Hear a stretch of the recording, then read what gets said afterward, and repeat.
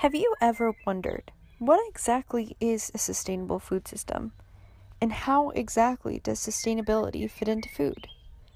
Today, our group will explain a little bit more about how exactly these two variables fit into food production and distribution. Based on our research, we found the sustainable food system as a system that embraces all elements: environment, people, inputs, processes, infrastructure, institutions, market and trade. The list goes on, but they all relate back to the activities that are producing, processing, distributing, marketing, preparing, and consuming food. These activities, of course, have outputs, including social and environmental outcomes.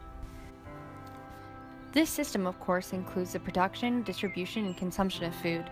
A sustainable food system is very complex to achieve and also to explain, but with a focus on how stakeholder networks have an effect on production and distribution, a true sustainable food system story can be told. To explain this story better, we decided it would be best in the process of developing our scenarios, we focus on two important variables that will affect the sustainability of Rotterdam's existing food system. The first variable is the policies, whether or not they are existing, implemented, or cascaded down to affect key stakeholders.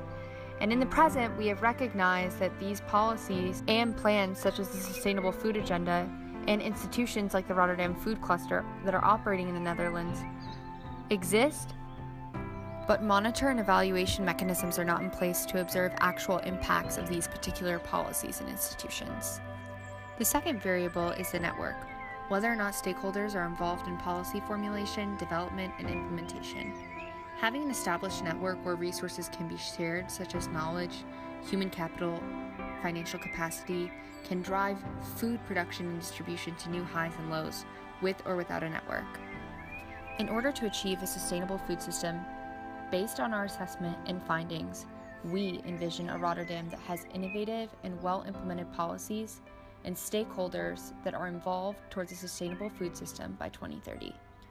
This vision leads us to furthering the story of a sustainable food system and how this could or could not be achieved through our discussion portion.